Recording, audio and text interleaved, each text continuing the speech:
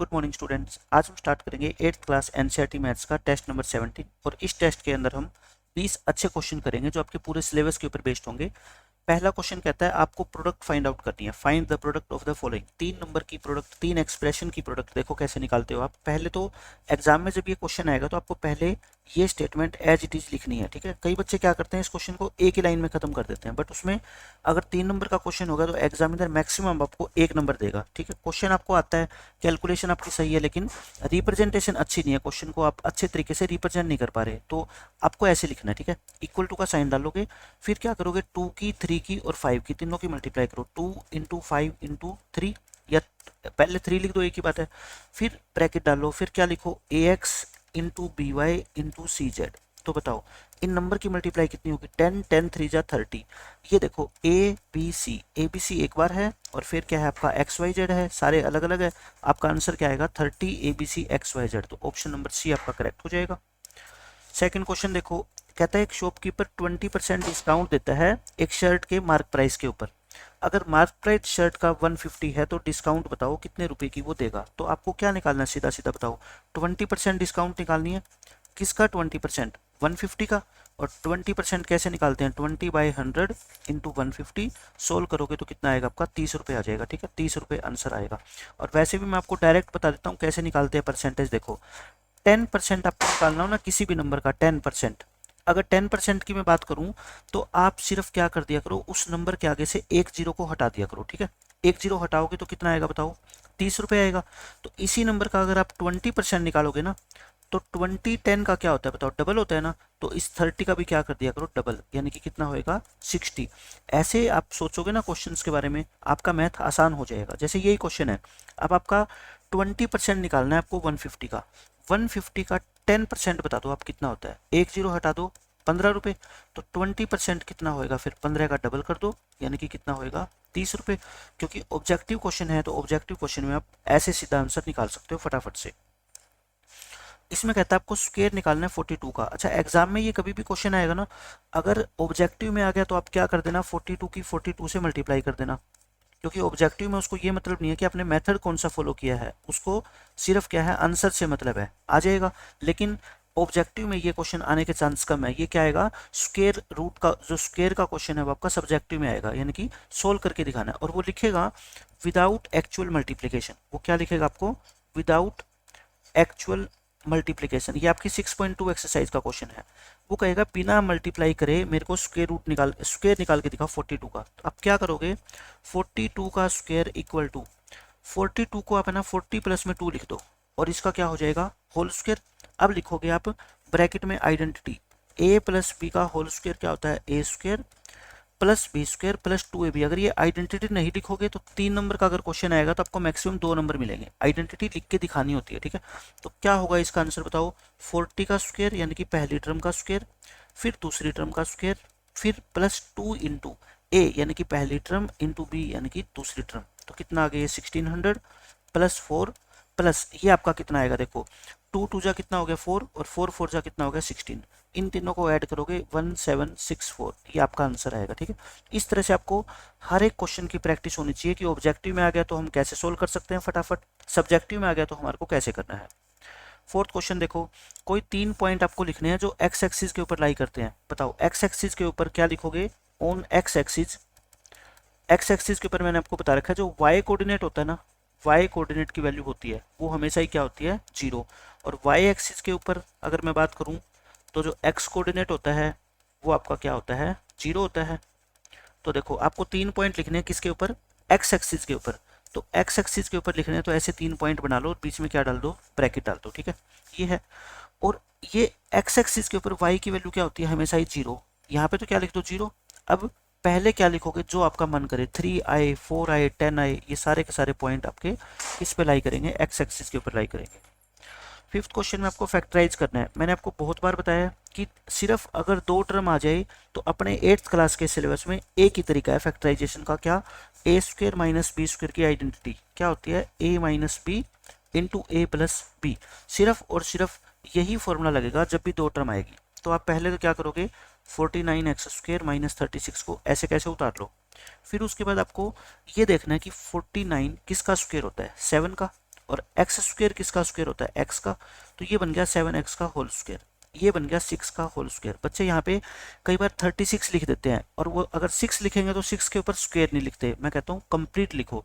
36 को हम क्या 6 का स्क्वायर लिख सकते हैं, आप कहोगे जी बिल्कुल लिख सकते हैं। तो फिर आइडेंटिटी बन गई, देखो ये ए स्क्वायर माइनस बी स्क्वायर, आप 2 ब्रैकेट लगाया करो, बीच में क्या साइन होता है मल्टीप्लिकेशन का, और ये ब्रैकेट वाली जो अंदर वाली टर्म है ना, इसको दोनों तरफ लिख लो, 6 को भी दोनों तरफ लिख लो, एक के बीच में प्लस का साइन लगा दो, एक के बीच में माइनस का साइन लगा दो, आपका आंसर आ जाएगा। ठीक है, अब देखो इसी क्वेश्चन का सेकंड पार्ट।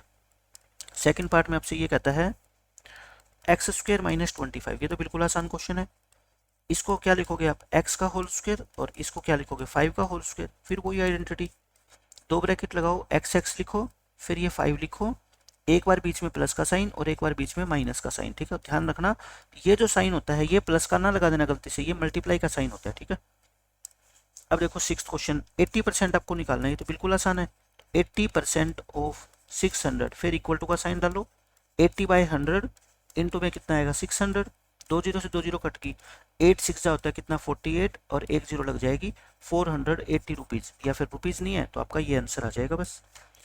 सेवन्थ क्वेश्चन में आपको निकालना है वॉल्यूम ऑफ क्यूब, जिसकी हर एक साइड कितनी है 8। तो आप मेरे को बस ये बता दो वॉल्यूम ऑफ क्यूब का फॉर्मूला क्या होता है। Volume of cube, A cube होता है ना, यानी कि जो भी उसकी साइड होती है उसको हम क्या कर देते हैं 3 बार मल्टीप्लाई कर देते हैं, यानी 8 इंटू 8 इंटू 8, 8 8 जा कितना होता है 64, इंटू 8 करोगे तो कितना आएगा 512, और आपको सेंटीमीटर में दे रखा है तो वॉल्यूम किस में आती है सेंटीमीटर क्यूब के अंदर आती है, ये आपका आंसर आ जाएगा। इसमें कहता है find the height of A cuboid, आपको हाइट निकालनी है, बेस एरिया कितना है 180, और वॉल्यूम दे रखिए ये सबसे इंपॉर्टेंट क्वेश्चन है एग्जाम के लिए, मैं आपको बता देता हूँ। ये आपको क्वेश्चन में क्या गिवन है, वॉल्यूम 900 सेंटीमीटर क्यूब, और एरिया ऑफ बेस कितना गिवन है, एरिया ऑफ बेस ये गिवन है आपको कितना 180 सेंटीमीटर स्क्वायर। आप फॉर्मूला लगाना है, आप क्या लिखोगे, वी नो दैट, हम जानते हैं कि formula area of volume of cuboid जो होती है, आपको फॉर्मूला क्या पता है, वॉल्यूम ऑफ क्यूबॉइड इक्वल होता है ये एरिया ऑफ बेस इनटू क्या होता है हाइट होता है। आप इस फॉर्मूले के अंदर वैल्यू पुट करो, वॉल्यूम क्या है बताओ 900, एरिया ऑफ बेस कितना है 180, इनटू में क्या है हाइट, आप इस 180 को क्या ले आओ नीचे ले आओ, 180 को नीचे लाके डिवाइड कर दो, इक्वल क्या बच गया हाइट, ये 5 पे कट रहा है तो हाइट कितनी आ गई आपकी 5 सेंटीमीटर। ये इस क्वेश्चन का क्या है आपका आंसर है। नाइन्थ क्वेश्चन देखो, आपको ये क्या करनी है, carry out the following division, मतलब कि जो भी आपसे ये डिवीजन पूछी गई है आपको निकाल के दिखाना उसका answer. 121 P Q square R cube, और डिवीजन का मतलब ये सिंबल भी लगा सकते हैं हम 11 क्यू आर। पहले तो आपको नंबर से नंबर काटना है, 11 की टेबल में ये 11 11 जा होता है, ठीक है। फिर आप क्या करोगे 11, देखो p तो नीचे है ही नहीं तो p तो p रह जाएगा, q की पावर ऊपर 2 है नीचे 1 है तो 2 में से 1 गई 1, और r की पावर ऊपर 3 है नीचे कितनी है 1, तो कितना बचेगा आर स्क्वायर। आंसर कितना आ गया 11 p q r स्क्वायर, ये इस क्वेश्चन का आपका आंसर होगा, ठीक है। इसमें देखो कहता है verify Euler's formula for a square prism, आपको पहले खुद देखना पड़ेगा कि इस स्क्वायर प्रिज्म के अंदर, देखो यूलर फॉर्मूला क्या होता है पहले, तो पहले आप मेरे को ये बताओ पाई यूलर्स फॉर्मूला, सबसे पहले पेपर में ये क्वेश्चन आएगा ना, आपको ये यूलर्स फॉर्मूला लिखना है, वो क्या होता है F plus V equal to E plus 2। अब ये कहता है कि इस फॉर्मूले को वेरीफाई करके दिखाओ कि ये सच साबित होगा किसके लिए, एक स्क्वायर प्रिज्म के लिए। तो स्क्वायर प्रिज्म में कितने फेसेज होते हैं, कितने वर्टिसेज होते हैं और कितने एजेस होते हैं, सबसे पहले आपको ये खुद निकालना पड़ेगा, ठीक है। हम क्या लिखेंगे, इन ए स्क्वायर प्रिज्म, आपको क्या करना पड़ेगा, अपने माइंड के अंदर स्क्वायर प्रिज्म की इमेज बनानी पड़ेगी। स्क्वायर प्रिज्म का मतलब क्या होता है, इसका जो बेस है ना, आप क्या ले लो, एक स्क्वायर ले लो, ठीक है। अगर बेस स्क्वायर है तो मेरे को बताओ साइड वाली दीवारें कितने खड़ी करनी पड़ेगी आपको, 4, एक बेस हो गया, 4 दीवारें होगी और एक ऊपर टॉप हो गया, तो टोटल फेसेज कितने हो गए बताओ आप मेरे को, टोटल नंबर ऑफ फेसेज, यानी कि ब्रैकेट में लिख देना F, वो कितने हो गए 6 हो गए, ठीक है। 6 कैसे होते हैं 4 प्लस में 2। अच्छा, नंबर ऑफ वर्टिसेज कितने होते हैं फिर आप मेरे को बता दो। वर्टिसेज देखो, अगर स्क्वायर बेस है तो 4 कॉर्नर तो क्या हो गए नीचे, और 4 ही कॉर्नर आपको क्या मिलेंगे ऊपर, और मैंने बताया था इस 4 का क्या कर दिया करो, डबल कर दिया करो, है ना, 8 होंगे। नंबर ऑफ एजेस कितने होंगे, नंबर ऑफ एजेस यानी कि ई, एजिज आपका होगा जी, एजिज देखो मैंने वैसे तो बता रखा है 4 का ट्रिपल कर दिया करो, है ना। क्यों? क्योंकि 4 नीचे, 4 ऊपर और 4 साइडों में, है ना, तो ये 12 12 किनारे होंगे। नाउ आप एक बार क्या निकालोगे, एफ प्लस वी निकालोगे, है ना, फॉर्मूले के अकॉर्डिंग। एफ और वी को ऐड करो, फिर एक बार आप ई प्लस टू निकालोगे। ई कितना, 12, 12 प्लस टू करोगे 14, ये दोनों क्या आगे बताओ, इक्वल आगे। सो एफ प्लस वी इक्वल आ गया आपका ई प्लस टू के, और यही आपको प्रूव करना था, या यही वेरीफाई करना था। तो लास्ट में लिख देना हैंस वेरीफाइड, यही वेरीफाई करना था, ठीक है। इस तरह से आपको खुद देखना होगा कि स्क्वायर प्रिज्म के फेसिस, वर्टिसेस और एजेस कितने होते हैं। ये वही आप मान लो, स्क्वायर प्रिज्म को आप अपना कमरा मान लो, ठीक है। जैसे क्यूब होती है ना, आप इसको क्यूब या क्यूबॉइड समझ लो, वही आपका स्क्वायर प्रिज्म होता है, ठीक है। आपका जो रूम है ना, उसके फेसिस कितने होते हैं, वर्टिसेस कितने होते हैं और कॉर्नर कितने होते हैं, या फिर एजेस कितने होते हैं, आप ये काउंट कर लो, आपका क्वेश्चन सोल्व हो जाएगा। 11th क्वेश्चन देखो, आपको मल्टीप्लाई करनी है, सिर्फ मैं आपको मल्टीप्लीकेशन सिखाने के लिए क्वेश्चन यहाँ पे डाला है।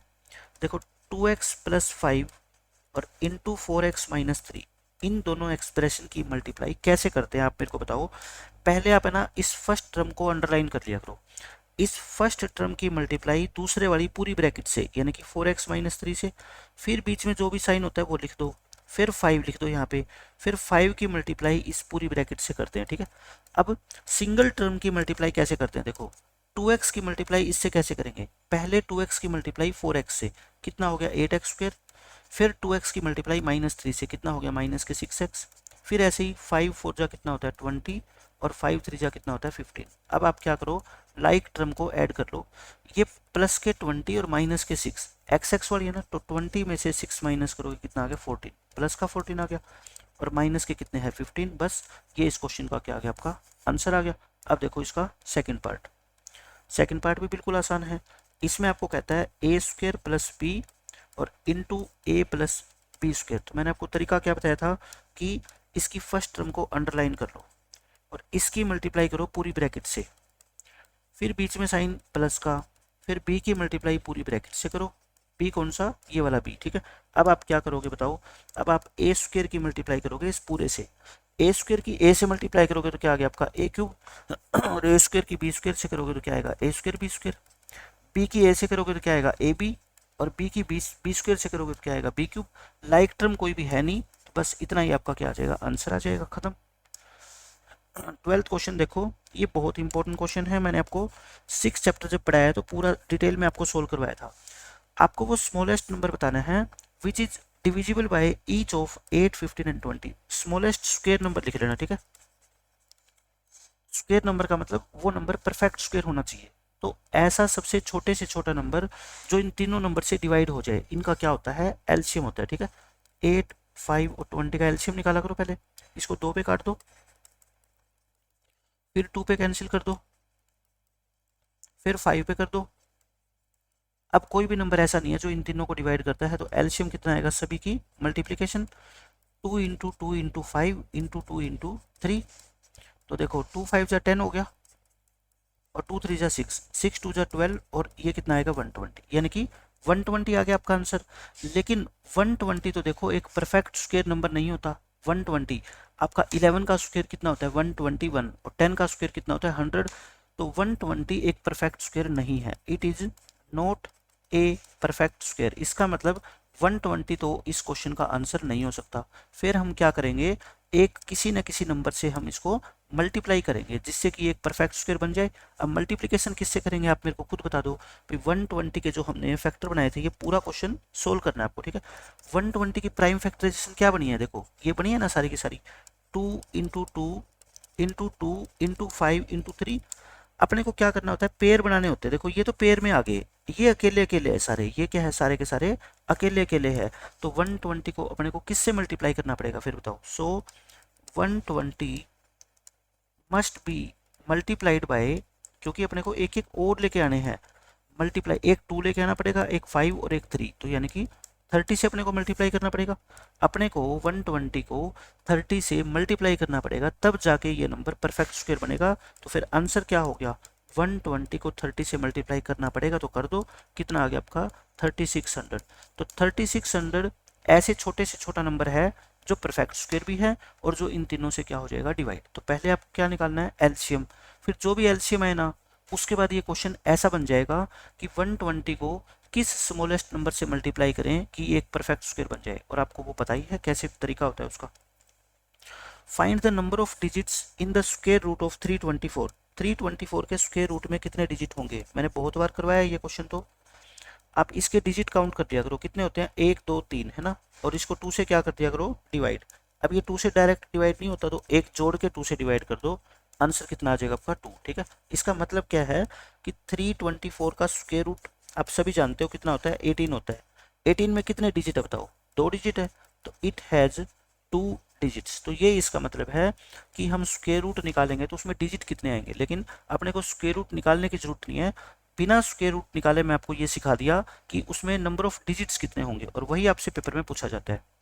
इसमें कहता है how many numbers lie between the squares of 27 and 28। मैंने इसका सीधा तरीका क्या बताया था आपको, आंसर लिखा करो 27 और 28 को जोड़ के और इसमें से 1 क्या कर दिया करो माइनस। ठीक है, या फिर 27 प्लस में 27 यानी कि 54 नंबर्स होंगे इन दोनों के स्क्वायर के बीच में।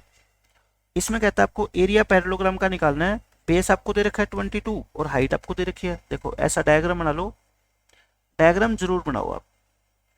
ये क्या होता है बेस, बेस कितना है बताओ 22 सेंटीमीटर है, और हाइट दे रखी है आपको, हाइट बना लो, ये होती है आपकी क्या हाइट, हाइट कितनी आपकी 5 सेंटीमीटर। एरिया का फॉर्मूला क्या होता है बता दो, आप लिखोगे एरिया ऑफ पैरेललोग्राम, फॉर्मूला लिखोगे क्या बेस इंटू हाइट। मैं फिर आपको बार बार कहता हूँ अगर पेपर के अंदर ये चीजें नहीं लिखोगे सीधा आप आंसर निकाल दोगे कि 22 इंटू 5, 3 नंबर का अगर क्वेश्चन होगा तो आपको 1 नंबर मिलेगा, क्योंकि आपका पेपर क्या है सब्जेक्टिव है। सब्जेक्टिव पेपर में सिर्फ आंसर से मतलब नहीं होता एग्जामिनर को, आपने क्वेश्चन को लिखा कैसे है, सोल्व कैसे किया है, ये चीजें भी मैटर करती है। ठीक है, तो 22 इंटू 5 और 22 5 जा कितना होता है 110। एरिया पूछा है तो एरिया किस में आता है स्क्वायर में, यानी कि सेंटीमीटर स्क्वायर, आपके क्वेश्चन का आंसर आ जाएगा। 16th क्वेश्चन में आपको एरिया ऑफ रोम्बस निकालना है, दोनों के दोनों डायगोनल आपको दे रखे हैं, तो बताओ दोनों डायगोनल जब दे रखे होते हैं तो आप क्या लिखोगे पहले formula area of rhombus. Area of rhombus क्या होता है आपका d1 into d2 divide by 2, यानी कि 7.2 इंटू 15 डिवाइड बाई 2। अब आप क्या करो इसको पहले पॉइंट को हटा लो, 7.2 को 72/10 लिख दो, 15 है ही ऊपर और 2 क्या था नीचे था ना, तो अब आप इसको क्या करो सोल्व करो, देखो 5 पे काट दो, 5 2 जा 5 3 जा 2 2 जा कितना होता है 4 और 4 18 पे कट जाएगा, तो यानी कि 18 इंटू 3 54 सेंटीमीटर स्क्वायर आपका क्या आ जाएगा इस रोम्बस का एरिया आ जाएगा। 17th क्वेश्चन में देखो आपको फॉर्मूले लिखने हैं, ठीक है फॉर्मूले याद करने हैं। सिलेंडर का कर्व्ड सरफेस एरिया कितना होता है 2πr/h। Curved surface area cuboid का मतलब कि एरिया ऑफ 4 वॉल्स, चारों दीवारों का एरिया कह लो या कर्व्ड सरफेस एरिया कह लो क्यूबॉइड का, वो क्या होता था आपका 2h into L plus B होता है। एरिया ऑफ सर्कल क्या होता है πr², और सिलेंडर की वॉल्यूम क्या होती थी इस πr² को h से क्या कर दो मल्टीप्लाई कर दो। ये चारों फॉर्मूले आपके। Find the simple interest on 20,000 rupees, rate आपको दे रखी है, टाइम आपको दे रखा है, सिर्फ आपको क्या लगाना है सिंपल इंटरेस्ट का फॉर्मूला। आप मेरे को बता दो SI का फॉर्मूला क्या होता है PRT अपॉन में 100 होता है, प्रिंसिपल कितना 20,000, रेट कितनी 15%, टाइम कितना 2 ईयर, और 100 से इसको क्या कर दो बस डिवाइड कर दो, आपका आंसर आ जाएगा। देखो 2 0 कट गई, 200 और इंटू में 15 2 जा कितना होता है 30, 2 3 जा कितना हो गया 6, 1 2 3 1 2 3, ये क्या आ गया आपका सिंपल इंटरेस्ट आ गया। ठीक है, इतना रुपए आपको ब्याज देना पड़ेगा। अच्छा इस क्वेश्चन में ये पूछ ले कि अमाउंट कितनी पे करनी पड़ेगी टोटल अमाउंट, तो 20,000 तो आपने पैसे लिए थे वो देने पड़ेंगे और 6,000 उसके ऊपर इंटरेस्ट, यानी कि टोटल आपको 26,000 रुपये पे करने पड़ेंगे 2 साल के बाद में। इस तरह से आप दोनों चीजें आपको पता होना चाहिए। ठीक है, अब देखो क्वेश्चन नंबर 19, इसमें आपको सर्कल की रेडियस दे रखी है, एरिया निकालना है और पेरीमीटर निकालना है, तो आप सीधा सीधा फॉर्मूला लगा दो। एरिया का फॉर्मूला क्या होता है बताओ πr² होता है, और सर्कमफेरेंस यानी कि पेरीमीटर कह लो या क्या कह लो सर्कमफेरेंस, इसका फॉर्मूला क्या होता है 2πr। पाई का मतलब 22/7, r² यानी कि 14 इंटू 14। आप क्या करो देखो इसको काट दो 2 पे, तो 22 इंटू में कितना आ गया आपका 28, मल्टीप्लाई करोगे इसकी तो आपका आंसर कितना आएगा 616 सेंटीमीटर स्क्वायर, ये आ गया। अच्छा, सर्कमफेरेंस का फॉर्मूला क्या होता है, 2πr, 2 इंटू पाई और इंटू में r, ये 2 पे कट गया, ये 4 इंटू में कितना आ गया 22, यानी कि 88 सेंटीमीटर। सर्कमफेरेंस हमेशा किस में आएगी, बस सिंगल यूनिट में, या तो सेंटीमीटर में या फिर मीटर में, यानी कि स्क्वायर या क्यूब इस पे नहीं लगता। ठीक है, ये आसान सा क्वेश्चन है। आपको स्क्वायर रूट निकालना है 2304 का, लॉन्ग डिवीजन से निकाल दो। कैसे निकालते थे बताओ, पेयर बनाने स्टार्ट कर दो। पहले 4 पे जाएगा, 4 4 जा 16, कितने बच गए 7, फिर इन दोनों को ऐड करते हैं ना, ऐड कर दो इनको, कितना आ गया 8। अब किस पे जाएगा बताओ, ये 8 पे जाएगा, 8 यहाँ पे लिख दो और यही 8 यहाँ पे लिख दो, सॉरी ये किस पे जाएगा 4 पे जाएगा, तो ये कितना आ गया आपका 704, क्रॉस लगा दो। सो 2304 का जो स्क्वायर रूट होगा वो कितना होगा आपका 48। इस तरह से आपको क्वेश्चन को पेपर के अंदर रिप्रेजेंट करना है। ठीक है, तो ये थे आपके पूरे सिलेबस से 20 अच्छे क्वेश्चन। इन क्वेश्चंस को अगर आप ईमानदारी से करोगे, अपनी नोटबुक में खुद सोल्व करने की कोशिश करोगे, तो आपको फॉर्मूले भी रिवीजन हो जाएंगे सारे के सारे जो टफ क्वेश्चंस है उनके, और आपको क्वेश्चन सोल्व करने की टेक्निक का भी पता लग जाएगा। मिलते हैं नेक्स्ट लेक्चर में, बाय बाय, टेक केयर।